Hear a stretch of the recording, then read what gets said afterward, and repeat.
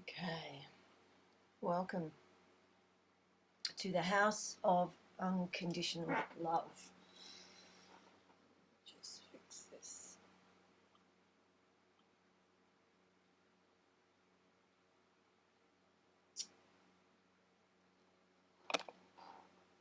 Sound.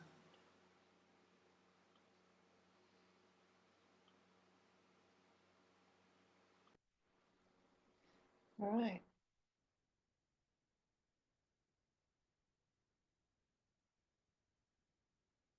So let's just gather. Divine Mother and Father, Supreme Consciousness, my beloved, the beloved, may we gather together today in the house of unconditional love. And we thank you for the guidance and for the capacity to come together in these times that may feel challenging, constricting, and expanding in love and fear. And we acknowledge and accept that you're here with us in this container to share and to help and guide us in and to unconditional love. So may the blessings be. So it is. Well, yeah, so after our introduction last on the 21st, we actually had received an email and some questions. So we're going to kind of go over some of the questions that were asked within the email and kind of start with that and see where we go. okay, yes, that's me. I have the questions. Mhm. So this is QSA, and I am Simran Ishnan, and we are your ministers of unconditional love. So the first question or discussion point is around how can we distinguish between setting healthy boundaries and imposing conditions on love? So that's the first part of it. Do you want me to read the rest? In other words, if someone claims to love unconditionally but maintains physical or emotional distance for their well-being, is this says the contract Condition. Yeah, it might be might mean contradiction. So the word is, yes. It might be condition or it might be a contradiction. Yeah, is it a contradiction? Do you think it's contradiction? Yes, it is. Yeah, it's spelled incorrectly. So I was just trying to work out what it is. All right. So is it contradictory to have boundaries and unconditionally love at the same time? So I think is it contradictory if somebody claims to love unconditionally but maintains a physical distance or emotional distance? Yeah. So how does that relate to so if we're unconditional, let me interpret this a little, I think. If we're saying, we can be unconditioned in a conditioned world, well, we can to a point, and I guess we'll talk about that later. If there's something happening in the world or in our relationships and so forth, and we remove ourselves, is that a contradiction? That's what I'm feeling it means. Sure. Yeah. But anyway, let's just take it how we think or how we feel and how it comes in, because we can only interpret these questions how we do. Yes, we do the best that we can, for sure. So boundaries and conditions on love. This is interesting because in any unconditional relationship, we are acknowledging both the love and fear in the relationship. As soon as there's a fear that we don't want to acknowledge in the relationship, as soon as there is something there that we don't want to accept as a part of the relationship, and so we say that there's no fear in the relationship, there's just love. This love becomes a conditional love because it's not addressing the fear that's being basically nurtured without addressing it. because if we don't address fears in relationships, they will grow. And in any unconditional relationship, we're always acknowledging both our own fear and acknowledging the other person. And when this doesn't happen, then that fear of saying, I don't accept this about you, and if we are to be together, you have to accept this fear I have of you without consciousness. This is like being in a relationship at the expense of somebody else. So there's not consciousness to the love and fear in the relationship, and it becomes it becomes unhealthy because the fear continues to grow. And we can see this in individual relationships, that when you separate and becomes the one individual's fault for the separation, and it is fully blamed on that person, there is no acknowledgement of the fear that was there in the relationship.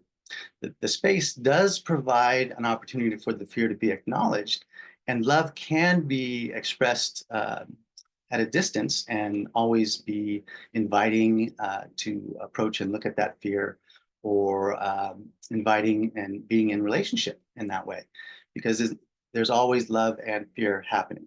And when we're just throwing love, it is a conditioned love because it doesn't embrace the fear in the relationship.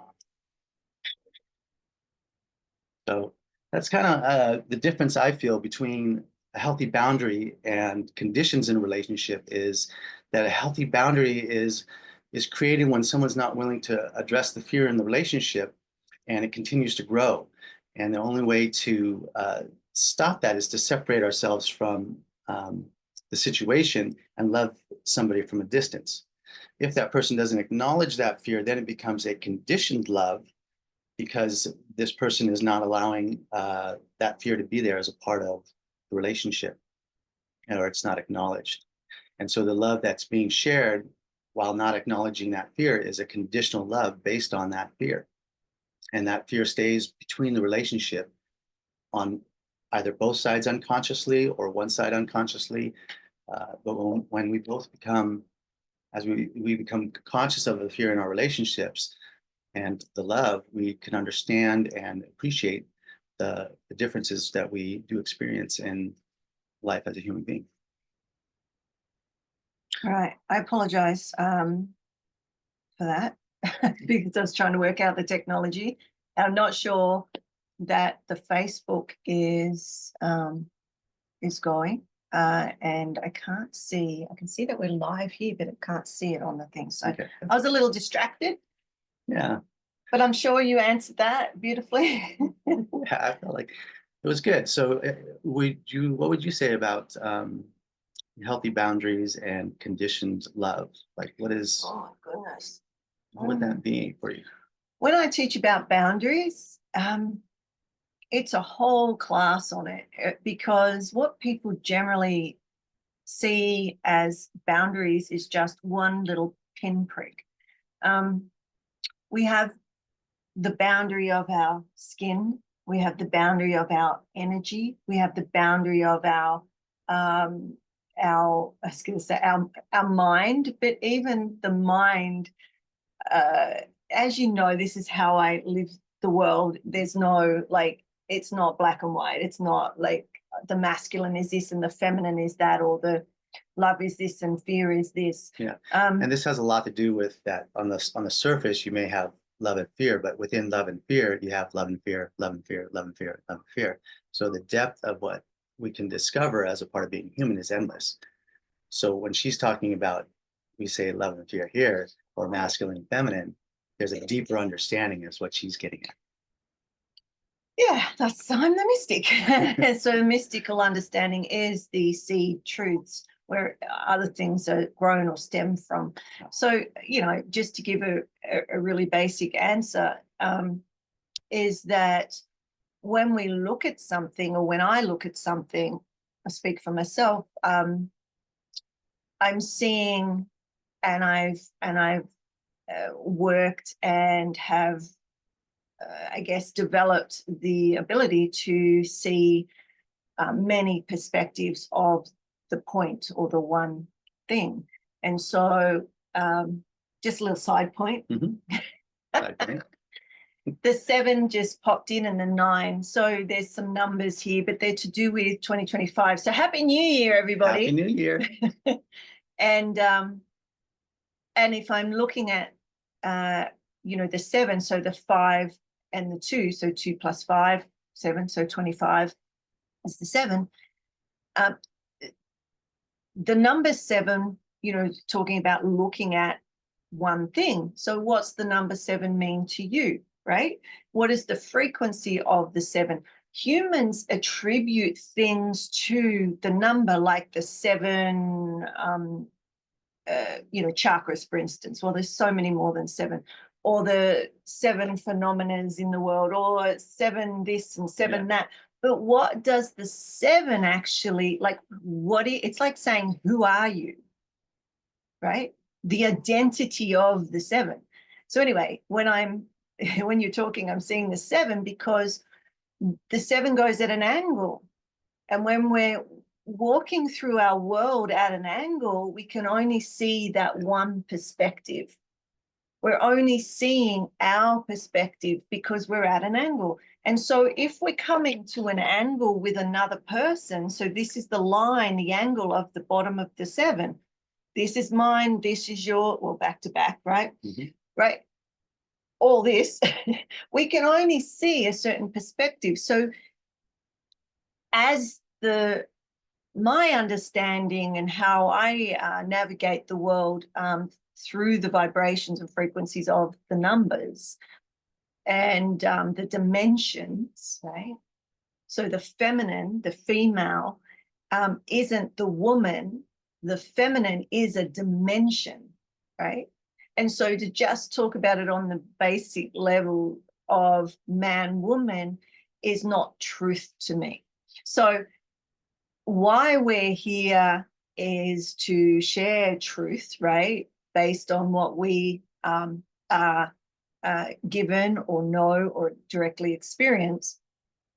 So going back to the 7, we're on this angle, but there's a platform at the top, which is the top of the 7, and working our way through that angle or with that angle of our perspective, how we see the world, we can then stand at the top of the 7 and have a 360 vantage point of what you might be thinking or what you might be thinking and experiencing and whatnot. And this is where we can get our compassion. 7 is kindness, but 7 is also like, what's the opposite of kindness? It's like not retribution, but revenge. What's the word? Retribution, revenge, similar sort of. But if we are going into the world wanting revenge or wanting to protect ourselves because something is scaring us, then we are only working from that angled perspective. We're not working on, so for instance, the other numbers like 1 and 9 are a line, direct line, right? So 9 is the other number for 2025. We're going into a 9 year. So I know I've gone off topic, but this is what's coming in. And 7 is the mind field. The mind isn't in the body. The mind is in the body and around the body in the field, the magnetic field. That's another part of 7, right? And each number and everything we talk about has the karma, dharma, love and fear within it. So if we're just looking from the one perspective of that person did something, or I am this way or that way, right? We've got to look at, okay, well, if there's revenge, there's also forgiveness. So if we're going into the 9 of this year, do you want to be growing from that angle, revenge or unforgiveness or whatever might be happening in the world? Or do we want to make a choice to grow and expand, because 9 is the exponential expansion right? But it's also, what's the other side of that? The fragmentation and dissolution of something, the ending. So 9, the year that we're going into, this just coming in like a little bit of a, it's not prediction or prophecy as such. It's the numbers, the truth of the numbers, right? So 9 is also completion. So going into a year where what are we going to end, complete, tie up the loose ends? Are there programs you've been doing and you haven't finished, or you're at school and you want to drop out? What haven't you completed? Are you renovating and been putting it on, right? This year is a completion year. So you can start to look at what you want to start in the 1 year, which is 2026. We go back to 1 or 10, like the 1 and the 0. But in the 9, we're looking at what we want to expand consciously, because if we don't do it consciously, it will grow anyway. So if we're not aware of our regret or our, you were talking about boundaries, our boundaries, what we're bounded from. So what our fear is, if we're going back to the skin, I know I'm going all over the shop, this is how I roll. Right? We've got our skin and we're bounded. So if I'm afraid of you, if I'm scared about something that you show me by just being in your field, like my fear of my greatness, or fear of not being good enough, or not being, and they're two, they're the flip side of the same thing. The fear and the fear of love. Relationship. Yeah. So if I'm bounding that through pushing you away, because when you come into my mind field, my magnetic, my field, my aura, you could call it, and I pick that up, number 5, let's just do number 5 and then, let you say something. Number 5, right? We're going from 2024 to 2025. We're in a 5. So with the numbers for 2025 are 5. In the Gregorian calendar, all right, we'll talk about the lunar calendar numbers another day. It's a whole another thing. So we're looking at going from 4 to 5. 5 is, talking about boundaries, is the crossover. It sits in the center of the 0 of the 10, right? It's the point from 1, 2, 3, 4, 5, 6, 7, 8, 9, right? And it's where we can invert, flip, inversion, go from revenge, regrets, to the opposite of, compassion, kindness, love, or, so we can shift it. And if we know that, we can choose what we want to carry into the 9 to expand it consciously. Then, wow, what would your year look like? Right? I'm going to take a breath because I went on a little tangent. That roller coaster. That did roll into this idea of the boundaries in a way that you mentioned something about being back to back, back to front. So what this is if we're facing each other, we're both acknowledging our love and fear. So there's love and fear in the relationship, so we can both see it clearly, and the relationship becomes we're face to face, face to face, face to face, back to back, back to back, face to face. So this is face to face is acknowledging the love and fear in the relationship. If one person is acknowledging the fear and one person is not, the person that's not is turning their back to the relationship. So they're not actually acknowledging the fear there, they're just acknowledging love. But they may not even be aware that they're unconscious, right? Of that fear. Which is what back to back, what turning the back, turning away. Yeah, it's a trigger or an unconscious fear that's controlling our behavior. And if both of us are, that means that we're both not acknowledging this fear between us. Which is it just keeps going. Yeah. If one person is faced and one is back, this person that is facing can continue to be here and just point at the fear. This is a boundary now that's being created, right? This is a condition. The back-to-back is a condition. This is because an unconscious conditioned. boundary conditioned by the fear of fear. Yeah. Yeah. Yeah, the fear of being hurt or the fear of. And this is a conscious boundary. There's still fear there, but it's more conscious Conscious to fear. be able to be worked with. Yeah. And so we can love each other through both of these. But when we're not acknowledging the fear, it becomes a conditional love. This one will be going, so say something to me, my hand. Can you see the fear between us? It's here. It's right here. Why are you saying that it's all my fault? No, there's fear between us. It's both of us. I keep hearing that you're not, yeah. So I say some you're. Yeah, it's a lot of you projecting. Right? That you think this or you're doing that. And when you do this is what I feel, right? Yeah. This is a back-to-back conversation. Back-to-back is you. When we actually are, we can say I is taking ownership, and then we is actually being in relationship. So the I is we can almost look at that as, fear of love. We have the survival ego, spiritual ego, and the unconditional ego, where they're all you, I, and then the we is the unconditional ego. So we can see where we are just by in our language, that there's fear or conditioned even within tone. Oh yeah, because tone too.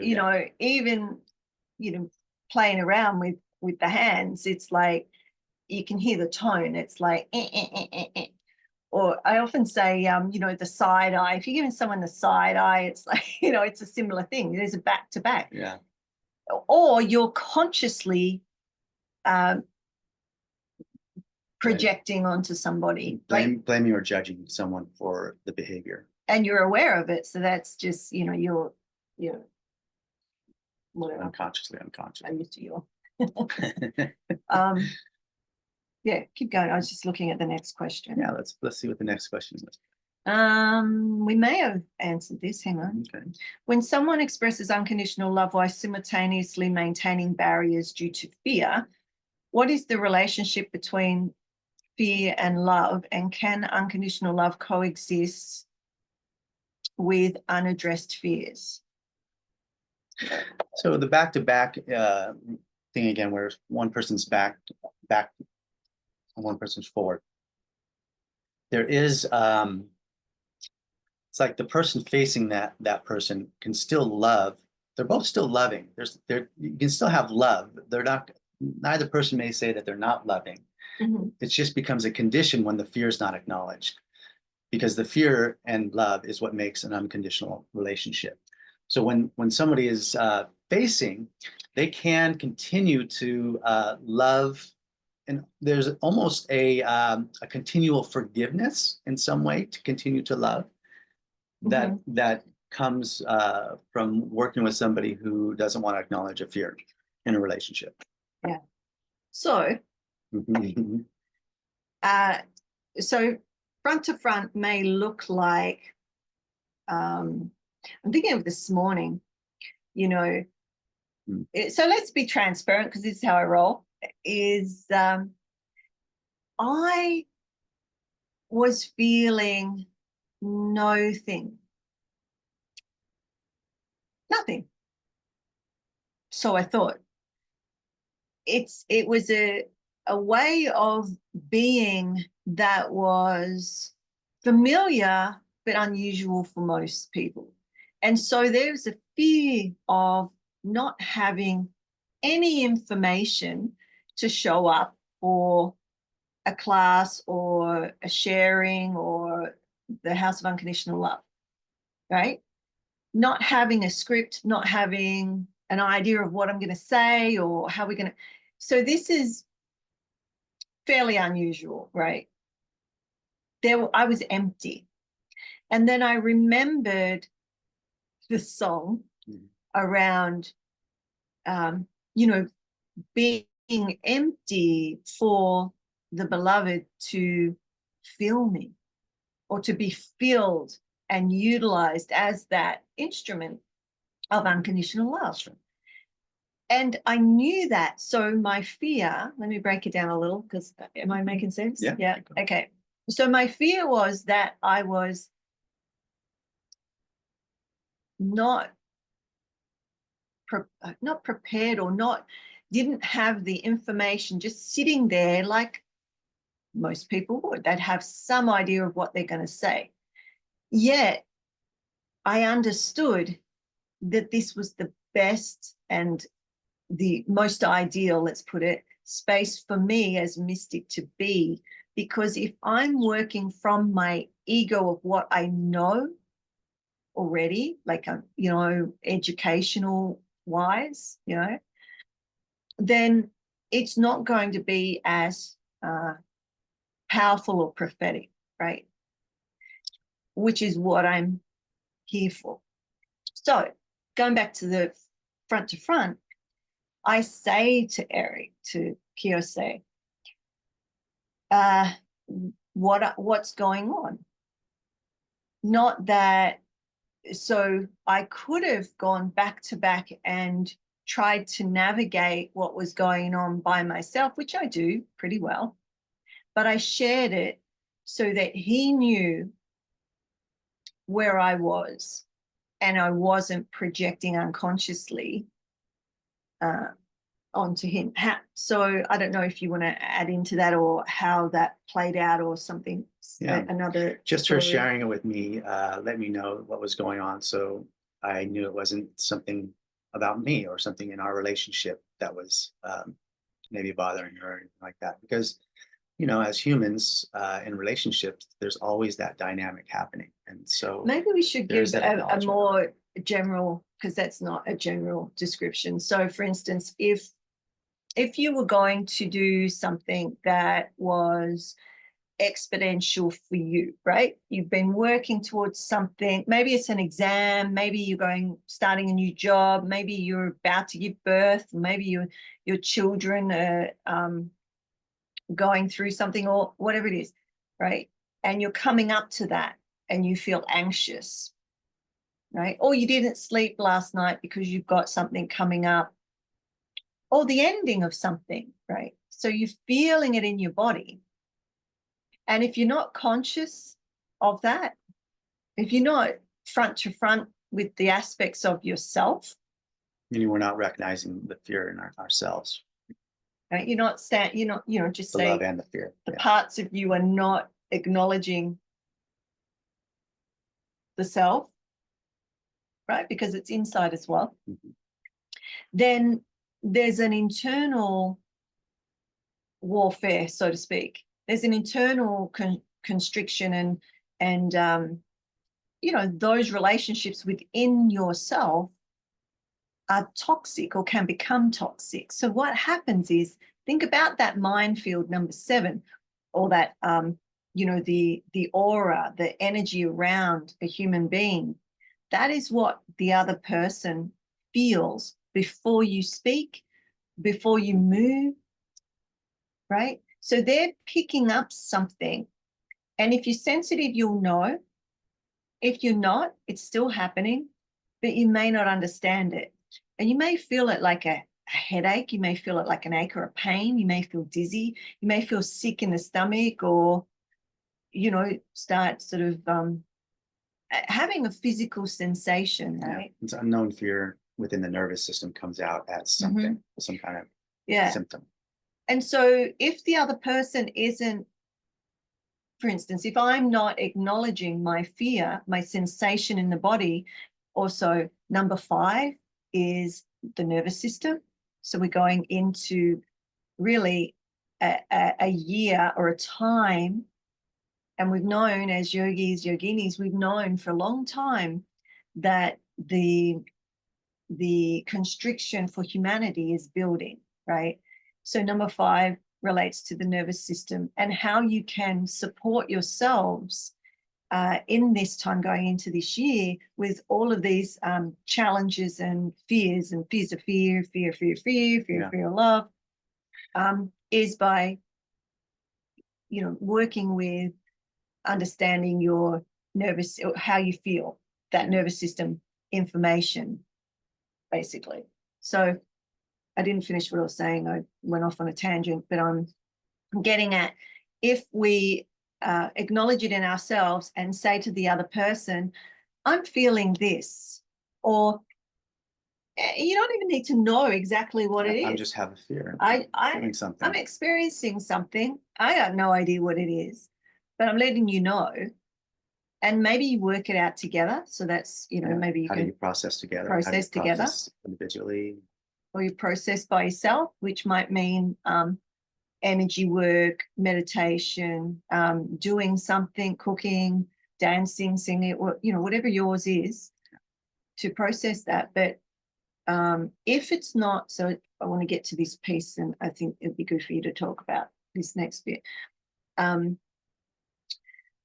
It's around the two people having their love and their fear, or their, they just are. We are love and fear, right? There's no charge on that. It just is. What we're, I guess, working towards to get to a deeper understanding and acknowledgement of unconditional love is how we navigate the fear of love and the fear of fear, which is what we're feeling in the body, the sensations. So there's this energy that we both have, the charge from the fear of fear or the fear of love, the fears of fears, right? Whatever they might be. And that charge then creates this, and I call it like almost like an energy being in between the two of us. Yeah. So there's individual, the person, the other person, and their energies come together and create this third entity, the two of us. And what we're fighting, or what we think we're fighting, or we're pushing and trying to get away from, or trying to overcome, or all of that, is the energy in between. It's not the individual, or that love and fear and the love and fear. The relationship is its own fear. entity. Yeah, it's the fear of love and fear and love and fear. Yeah. Right? How they come together. So I'm gonna let you talk. This is true in any relationship. Any relationship, we have love and fear. We have contraction and release. With everything around us, we are contracting and releasing. We're moving muscles. We're interacting. We're having this love and fear with everything. And so when we're talking about that, it is not just between two individuals. It's also between an individual and the masses, or that's another type of relationship where communicating something like unconditional love that is not as understood in our society. There's a relationship there. How do we come together and looking at our fears around unconditional love as a part of life? And unconditional love, it does embrace both love and fear, and that challenges the ego to push away from certain things that will condition us. And that's the process of being conditioned, is by not acknowledging the fears that we feel in between us. And if we're not feeling anything, then we're definitely conditioned in some way to not feel what that fear is.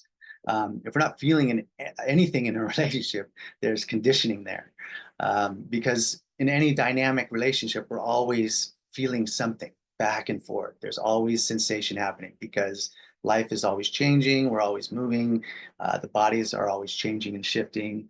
And so there's always plenty to work on in relationship, with our body, with an individual, with I would say generally, I mean, the words always, every time, those sorts of words aren't, that's it, to generalize, because we can be with somebody and there is just that love and fear. Yes, there's a sensation to it. It's just different than what we might think fear to be, because it's together. Yeah, I guess I'm gonna how to say it. It's like when we say we don't feel it, what we're generally saying, I feel, I fear, Uh-huh. is Exactly. that we're saying we don't have the sensation that we're used to, that we've been um, conditioned and taught and programmed and encoded, that is fear or fear or fear of love. We're scared. Let's put it that way. Our nervous system getting information, and from our early childhood and all sorts of impacts through our lives, we've been encoded. We have habitual patterns of behavior that are there to help us survive, right? But a lot of those survival or protective or developmental ways of knowing are outdated. They were for a particular time and a particular incident, and have been conditioned, They've and run now their course to help us move forward in our life. And so we acknowledge them, we thank them. They're still going to be there to some degree, unless you've done an awful lot of work. But it's, what am I trying to say? It's like saying, not get to know how you feel, like what the sensation in the body is in different times of your day, in different time, when you're with different people. Just start to go, okay, what's the sensation I'm feeling when you're driving, when you're eating, when you're like, it's a real mindful practice. Right. And it is a physical practice because it's a sensation. And coming from a martial art and ninja sports background, yeah, exactly. That's something physical we can train at. We can become better at that, and that is a practice of unconditional love. There are many practices of unconditional love. All your religions are a form of practicing unconditional love. They accept the love and the fear of life in some way. They have a format that helps us to accept the fears of life and how to enjoy more of the love that we experience. I was just going back to the question, and Uh-huh. I think we went off on a tangent, but that's how we roll. We answered it. So when someone expresses unconditional love while simultaneously maintaining a barrier due to fear, what is the relationship between fear and love? And can unconditional love coexist with unaddressed fears? So just to start off with, and then I want you to sort of add to it. Yeah. Unconditional love is always and all is all things. Unconditional love is no thing, or the Ein Sof, the no thingness, right? So regardless of what you think, feel, sense, know, it's there. Yeah, it's when we don't acknowledge it, that's what creates the condition, right? So that's the answer to that piece, is that it's always there. It's always there. And I guess the question of, can it coexist with unaddressed fears? The answer would be yes. Well, but what would you like to? Yeah. Yeah. It's there. It just can't be seen. So we see that all over the world, right? And how do we see unconditional love in our world when there's so much, fear, war, and people's separateness, and all this stuff that's happening? Sometimes it makes it very challenging to see the unconditional love that is there. And yet, as we embrace fear as a part of that, we can start to see both the love and fear as it dances through life, and how that dynamic works with unconditional love as a part of it. Yeah. So we've got a bunch of questions here, but I'm thinking that question comes from, because it's around boundaries, and if somebody who is speaking about unconditional love yet is bounding themselves on some level, there's a boundary to either, you might say, protect self, or allow space, something like that. Do you have? Yeah, I mean, if being in a relationship like that, where the fear is not being acknowledged, one's face and one's back. Um, that fear will continue to grow. Mhm. So in stepping back from the relationship, there's a certain level of compassion it takes to do that, because somebody is not seeing a fear and the other person's just watching it grow over years. And even though it is being addressed and brought attention to and those kind of things over the years, if it's not acknowledged, it'll just continue to grow and grow and grow. So compassionately to step away to show that the fear is there, it may continue to grow and grow and grow. It just becomes more obvious that there is a fear there because of the space that's there. So unconditionally saying yes, love and fear, that would be, like acknowledging the fear between two people in an unconditional way, where it is actually the best thing for both parties. Because in situations where it's extreme and you have abuse, the abuse continues to get worse and worse, right? And it's not a healthy situation, whether it's physical or emotional. Both of those are very impactful in any relationship. Emotional can be something that is harder to deal with because it's not as visible, and it's something that can go on for years without anybody knowing because it's unconscious behavior. Mm. When someone sees that happening and does their best to share something about what's happening there, and it is not acknowledged, the most compassionate and unconditional loving thing to do is to let that person see that there is something there, and space sometimes creates that opportunity for people. Mm. What do you think about that? I think a lot about it, but just feeling into what's relevant to say.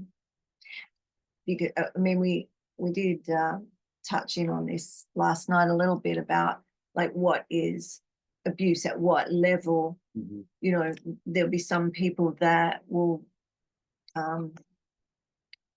if we say unconditionally love that person or address the fears, some may have a trigger on, but what if this and what if that and right? But like, what is abuse or what is harm? And it's subjective, right? It's subjective because, and I would say subjective due to what your habitual patterns, like your understanding, what you've been conditioned to understand. Like when I worked with extremely abused children and they were put with loving families, they couldn't cope because that love and tending and tenderness and kindness, believe it or not, was so foreign to these children that it was unsafe for them. And we had to unprogram that. They felt comfortable in conflicts, right? And the same with, like, if you've been in, in wars and whatnot, and ex-military, there is a decompression or a deconditioning and reconditioning to come back into civilization, right? Because you're trained meticulously in a certain mindset and way to survive. But then when you come back to a general place, or even people coming from mental institutions or prison, or being in a relationship for 20 or 30 years, and then your partner passes away, or you divorce, or whatever that may be, and then you're in the world alone. You've got to renegotiate so much. So what it is for you, where is your line consciously? Most people, their line of what they will and won't take, I guess, or accept, is based on their their Their upbringing. early childhood conditions, and Yeah. their attachment and attunement, the bonding, whether they were bonded well with their parents or not, all of these things. So adaptive strategies, right? How you protect yourself, how we protect ourselves. And that's unconscious, right? Until it's not. So that's really the trauma work, right? Yeah. But yeah, and there is some of that in all of us. We we're in a conditional world and conditional bodies. it's interesting that just showed up. So we're all experiencing the conditions of this reality. And all these conditions in this reality have been actually created by us. This is the reality that we've created as a human race. And this idea of being in relationship where we don't want to acknowledge fear as a part of life. That process is like having our back turned to life. We're not acknowledging all of life. And what that does is it creates the fear of fear, which produces greater amounts of fear in the world. And this is experienced by all human beings and is seen through the divisiveness and separateness and the war and all that kind of stuff that's happening. So interesting because, talking about 7 and the angle of 7, and in relationship, it's usually the back-to-back of the number 7, right? It's also the veil and how we can't see. Right. And 7 is about seeing beyond what you generally see. Mm-hmm. And when we start to be conscious and uncover, uncloak, unveil, unmask, we can see more and more. Now, for some people, that's scary and brings up fears of fear or fears of love, right? And so you want to, basically pull the hat down over your eyes or turn your back because it can be overwhelming. So it's not right or wrong. Like, I feel like I want to say this. It's not right or wrong. It's all understanding. It's about finding, not even find, I guess, the Satnam or the true identity. Oh, here we go again. So 5 is identity. The Satnam, the true identity. That's what Satnam means, right? Your identity. So 5, we're going into a year where it's the perfect opportunity. And I would say, every year, like, this is what we are doing. However, this year, right, really looking at who are you, because it's the who, and who is your identity. Who am I is the number 5. We're in a 5, there's 5, there's all the numbers in every year and in every moment, but there's particular ones that push forward. Yeah, see, that's the depth of the information. And 5 is one of them. So who are you, right? If you don't know, I'm suggesting the excavation of aspects of self, particularly now, will support you moving forward, because as we get further into the year, we get further into the number 9, which is further into the expansion, and now expansion of who and what you're conscious or unconscious of.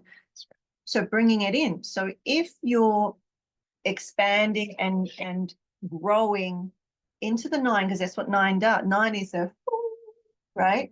But you can do that and fragment into, say, revenge. Yeah. So if you have, I'm just using that as an example, revenge, and we grow that through the year 2025, going into the mid to late year, and this is not a prophecy, although, right? It's what happens. It's what happened.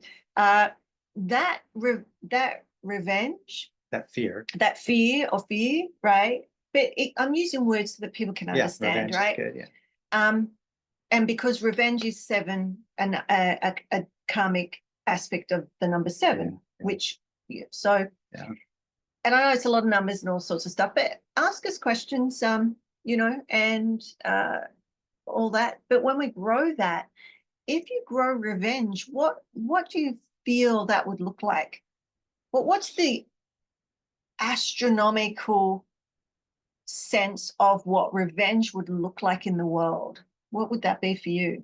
Like, if I say you want revenge, or someone wants revenge, and then that's exponentially grown. You can almost see that happening in the world. But what would that be? Something like what? If revenge would be like somebody did something that was wrong to Yeah, but somebody, what's right? that exponentially? It in the global I mean, war. exactly. War is that, Right. and you see that, so it's happening.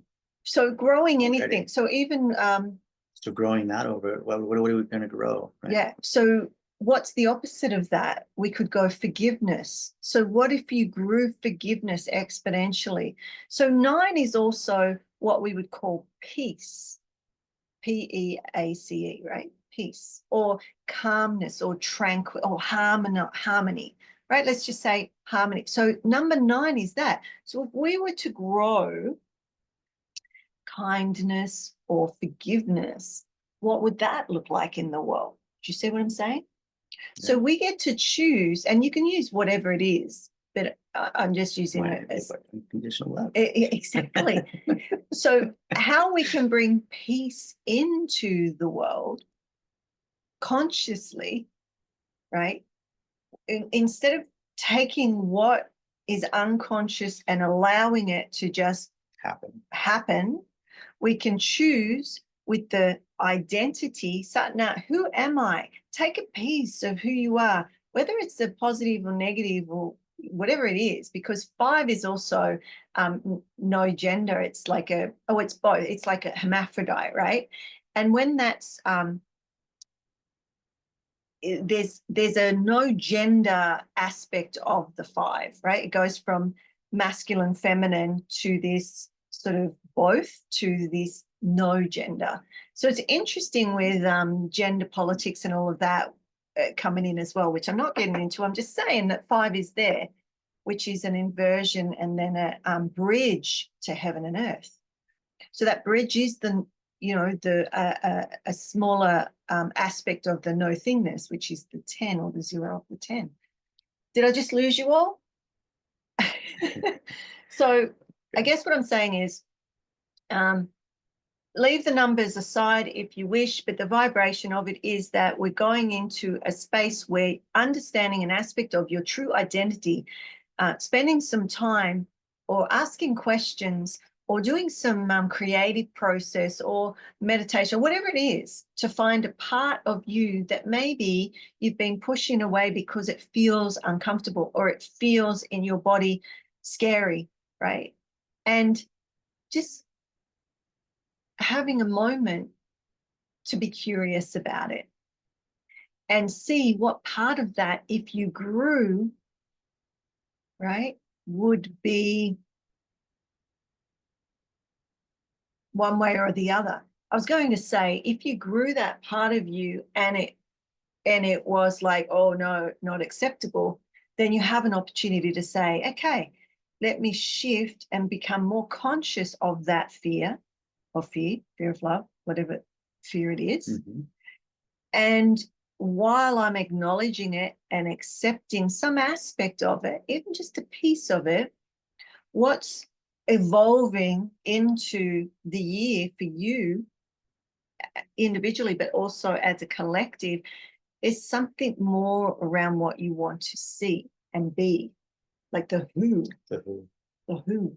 Yeah, and this is something that we can look at both tangibly and untangibly. So we're looking at who we are as a conditional presence, who that might be in the world, and then who we are as an unconditional presence, right? This aspect of us that is the soul, that is not of conditions. Oh, that's 9.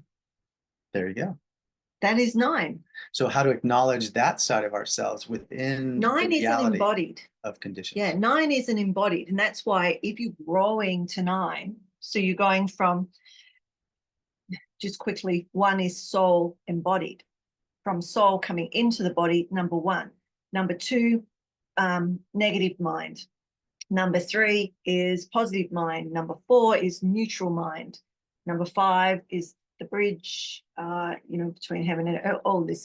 So each number is an aspect. It's actually a spiritual body, right? Each number and we go to 12, but once you get to 9, like once you get to 7, you're outside of the body. You start going outside of the physical. So these start to be more the soul to spirit aspects of our journey. And so when you have an understanding, and even if you don't, I'll just share with you that you can be more mindful in the steps if you choose. We're not here to tell you what to do or what not to do. We're here to suggest so that you can have more of an informed, not informed consent. What's it? Informed, to make a choice. Informed choice, right? Well, to know that there is a choice. To know that there is a choice. That's right? Our reality doesn't offer a lot of choices, and this is a opportunity to provide a choice of something different than what we have created as a human race. That becoming more conscious of our fear and embracing this unconditional side of ourselves, the soul that lives within us, that embraces both the love and fear of who we are as a human being. Really diving into understanding that part of us will help us understand each other. There is the opportunity for all of us to come from that place and have a greater understanding of each other, and want to actually take the time to learn more about the differences that we're sharing, the different ways that we can share unconditional love in the world. I think we're at time, but I think, do you want to do this last question, because that sort of rounds that off, and I think it takes us back to last fortnight, or whenever we were on last. This question is about, what is the relationship between acceptance and unconditional love? Because we talked about acceptance last time. And if we truly love somebody unconditionally, does this require us to accept all their beliefs, choices, and practices? Or can we love unconditionally while still disagreeing with or being hurt by another's choices? We sort of touched on this, but it might be nice to just wrap up on that. What do you think? Yeah. It is acknowledging that unconditional love can be expressed in many ways. It is, to me, more around acknowledging that that's what's happening, because that's where unity is created. It's in the acknowledgement of unconditional love that creates that in the world. If we choose not to do that and choose more of being in something that we're comfortable with, which is, there, just looking at how much fear there is in the world, the relationship we have with the global consciousness of fear is growing. So we're not really conscious of it. So as we become more conscious of this this global consciousness of fear, we have an opportunity to actually change and shift the direction if that's what we choose to do. So I just want to add something to that, which I guess is the, going from the negative mind to the positive mind to the neutral mind, which for me is like the infinity, or love, fear. And in the center at that crossover is that neutrality, or that neutral mind. Now, the neutral mind doesn't mean you don't feel or experience. It means that you see both love and fear, and you have an understanding and acceptance of it, so that you're not in one or the other, you're in both together. And so it's a really interesting it is a certain vibration or a certain sensation or a certain Yeah. experience when both of them are together. And um, so it's still, there's still, to me, it's like having the full experience of being human in every moment, because we're allowing ourselves to feel both the love and fear in any one moment. If we're not allowing ourselves to feel that, then we become conditioned to that feeling, because we're bearing it under our own stories and ways of hiding our fear, as the ego does with our fear, not fear, love. In saying that, there's different levels. Yeah. And that's the general level. So every time something is said, it's on multi dimensions, like multiple levels. It's because the masculine and feminine, within the masculine and feminine, there's masculine, feminine, positive, negative, but also how we see. So maybe this might be a nice, so how I generally teach it, which we're not doing technically teachings today, we're just sharing, but there's these 3 levels of development. And that first level is, if you're in love, you can't see the fear. And if you're in fear, you can't see the love, right? That's that, the angle. You can only see what you're in. And then the next level, you can see that, okay, you're in your own fears, but you know that there's love, right? And vice versa. So that's sort of where a lot of people can get to. The next level is where when you're in love, you are in all the fear. And when you're in fear, you're in all the love at the same time. It is a very unusual experience when you first start going into that. It's like when you're, really heartbroken, but you feel with love, and it's almost like your mind is in that. It's a paradox, right? That's why the mystics talk of paradox and metaphor, because it's hard to understand. So just to put that there, because most of the time here we'll be talking about this general, where majority of humans are. And in our teachings, our separate teachings, we can go into those levels deeper. Of, if you want more advanced explanations and whatnot, and the how-tos. But just to because if we're about truth and I'm hearing something that's only on one level, it's like my body goes, here it is, and this way, because we're looking from all the perspectives, not just the one. Yeah. So, okay. Like the yin yang, right? You have a little bit of each and every one. So it goes on and on and on and on and on. Yeah. And unconditional love, right? There's the love and the fear come together, and that is the all thingness, no thingness, all thingness, which you can feel all of it and feel none of it at the same time, right? Sure. All right, that's so thanks for your questions. We didn't get to all of them, but I think some of them crossed over. And so if you'd like to send in some questions too, you can go to the unconditionallove.us, and on the contact, you can send in any kind of questions there to us under contact. It'll send an email to us with the information that you provide for us. So you can do that there. And also, if you want to donate to the mission and movement of unconditional love, you can do that as well on the website. There is one-time gift donations as well as supporter donations, which are monthly donations that support unconditional love being promoted in the world of conditions. So thank you for being here today, and we'll do an ending with the gong. Is there anything else you'd like to? I think we're complete. Oh, we're on the 7, so 11:07. Okay, so we'll just end with a gong and some silence, and thank you for joining us, and may the blessings be. Oh, hang on. We have to change the sound so you can hear it.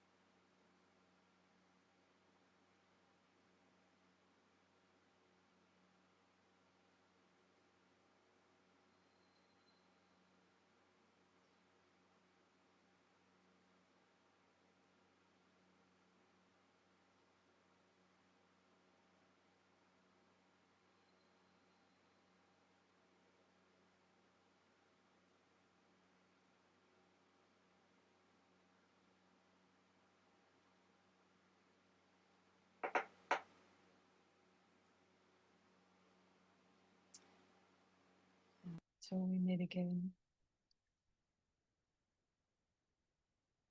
Oh, wow. In unconditional love.